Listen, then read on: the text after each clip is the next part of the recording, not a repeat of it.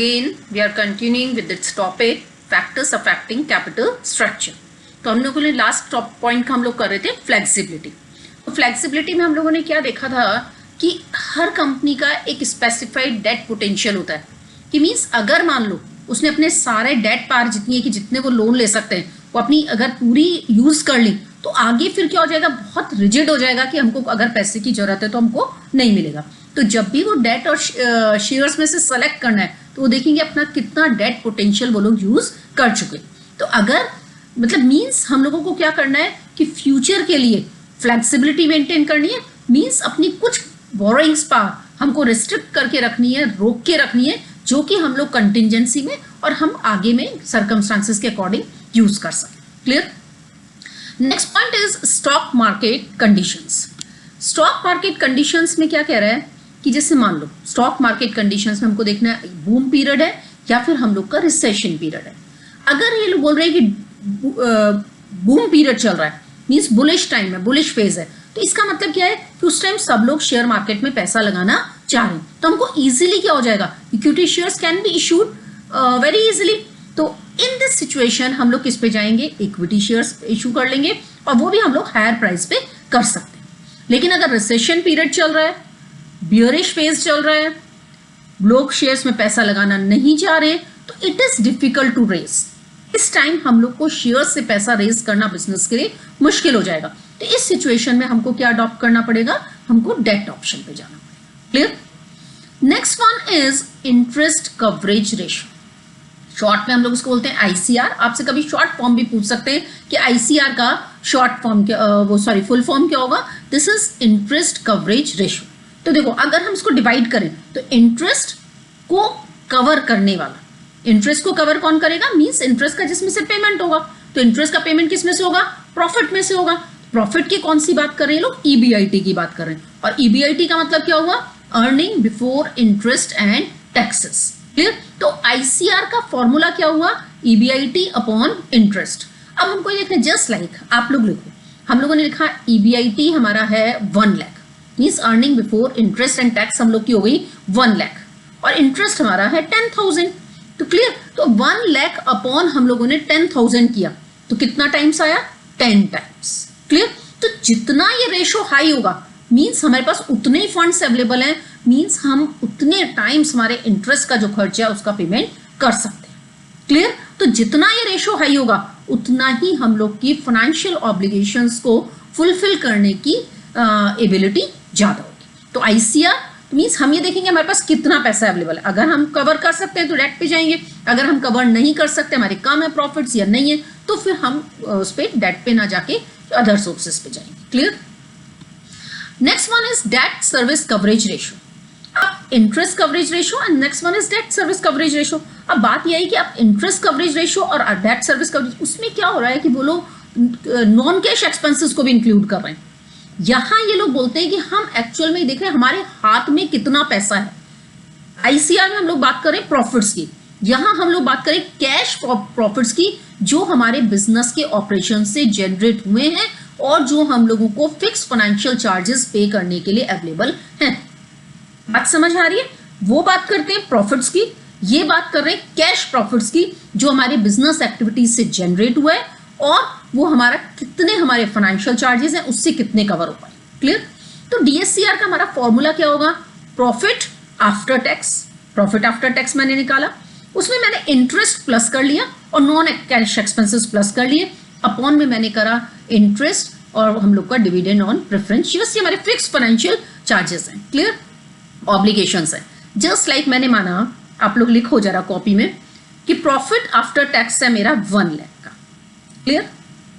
उसमें मैंने कहा इंटरेस्ट जो मैं निकाल के लाई थी पीएनएल अकाउंट की, अगर आप अपने दिमाग में पीएनएल अकाउंट रखोगे तो मैंने प्रॉफिट आफ्टर टैक्स मान लो निकाला तो मैंने उसमें डेबिट साइड में क्या कर दिया होगा, इंटरेस्ट डाला होगा.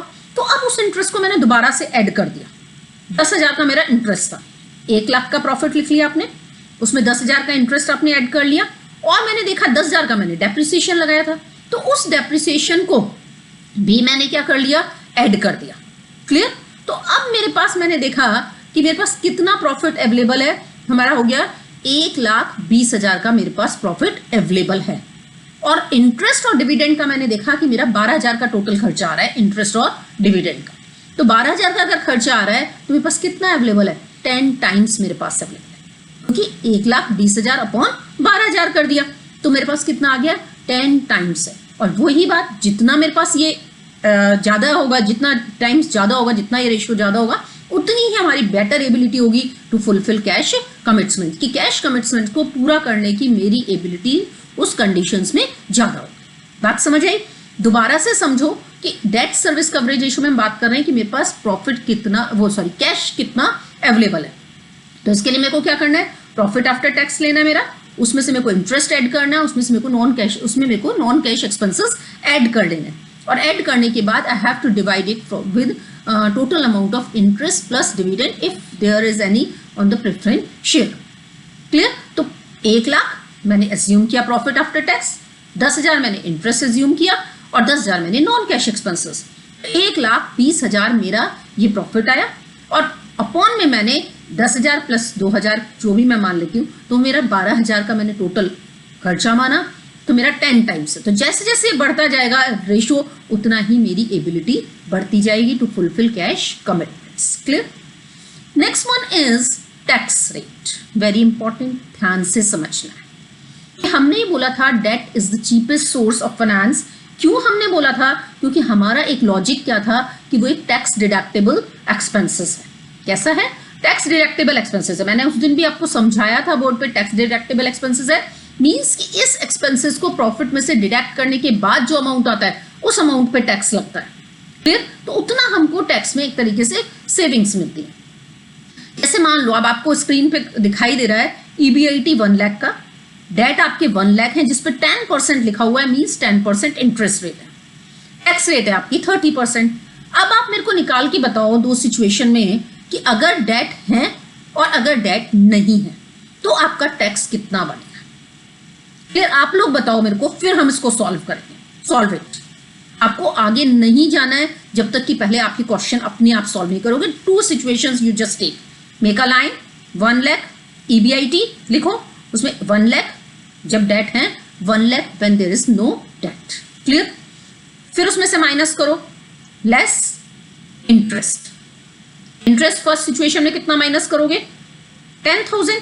तो आपने 10,000 माइनस किया, और यहां पे क्योंकि कोई डेट नहीं है तो आप 10,000 माइनस नहीं करोगे, उसमें नील कर दोगे। लाइन कर ली हम लोगों ने। अब हम लोगों का कितना आया? 90,000 इधर आ गया, और इधर आया हमारा 1 लाख। क्लियर?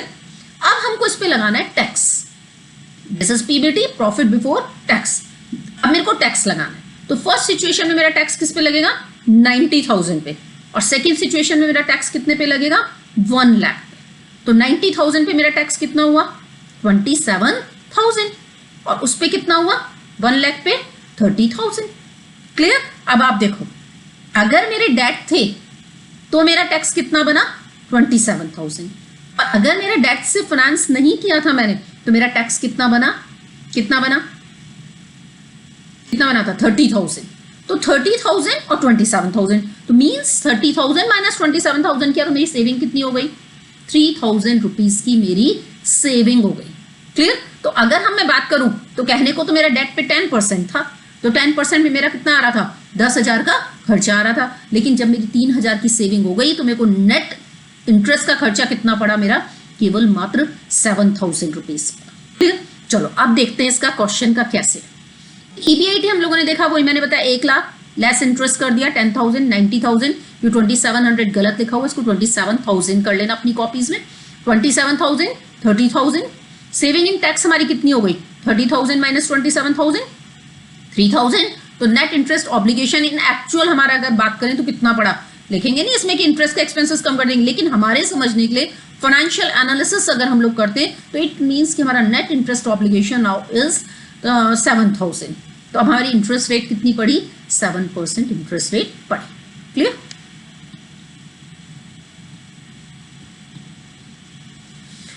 इस तरीके से हम लोग के सारे फैक्टर्स कंप्लीट होते हैं। 1 बाय 1 हमको स्टडी करनी है। अब मैं आपको इससे रिलेटेड क्वेश्चंस कराऊंगी जो बहुत इंपॉर्टेंट हैं, और एग्जाम में कई बार पूरा ऐसे ही आ जाता है डिटेल में क्वेश्चन करने के लिए कि अगर डेट हैं नहीं है, कैसे हम लोग के रेशोज